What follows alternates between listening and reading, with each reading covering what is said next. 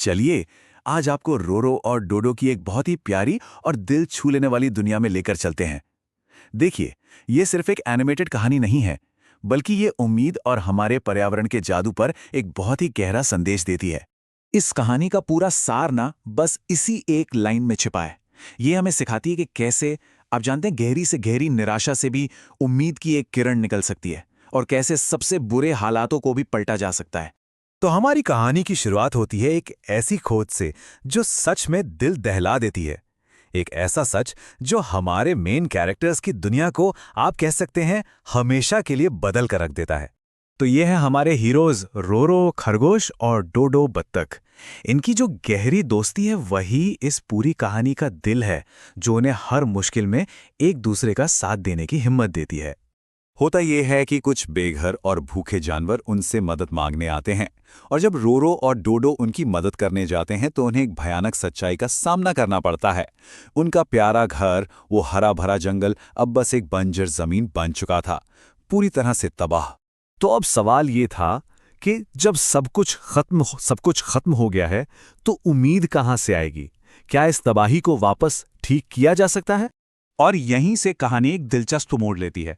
हम देखते हैं कि कैसे दया का एक छोटा सा, बिल्कुल छोटा सा काम भी एक बहुत बड़े बदलाव की वजह बन सकता है। और कमाल की बात यह है कि इतना बड़ा मिशन किसी बड़ी प्लानिंग से शुरू नहीं होता। नहीं, इसकी शुरुआत होती है रोरो के एक छोटे से पर बहुत ही दिल से किए गए काम से। वो अपना थोड़ा सा खाना एक भूखी गिलहरी और चूहे के साथ बस बांट लेता है।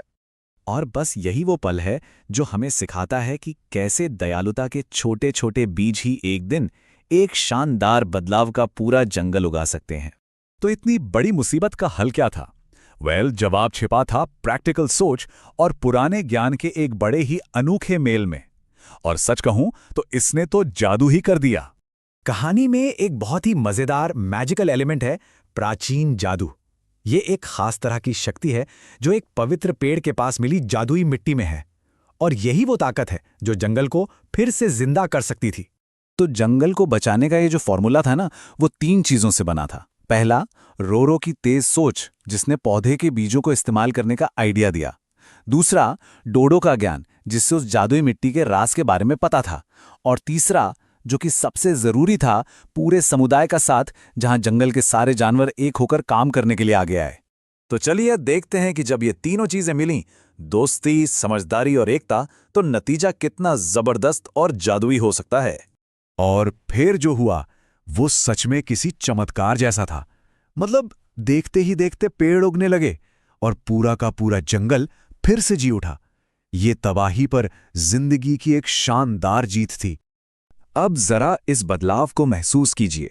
कहां एक तरफ बंजर जमीन थी, टूटा हुआ इकोसिस्टम था और बेघर जानवर थे, और कहां दूसरी तरफ एक हरा भरा फलता फूलता जंगल, एक वापस मिला हुआ घर और एक खुशहाल एकजुट समाज। तो इस पूरी कहानी से हमें सीखने को क्या मिलता है? आइए इसके गहरे मतलब को समझते हैं, जो इसे सिर्फ एक कहानी से कहीं ज्यादा बना देता है।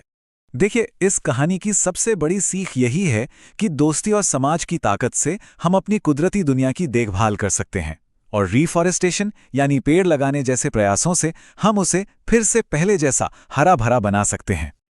और ये कहानी ना हमें एक बहुत ही खूबसूरत सवाल के साथ छोड़ जाती है। अगर रोरो और डोडो का एक छोटा सा कदम इतना बड़ा बदलाव ला सकता है, तो जरा सोचिए, हमारे दया से भरे छोटे छोटे कदम कौन सा शानदार बदलाव ला सकते हैं।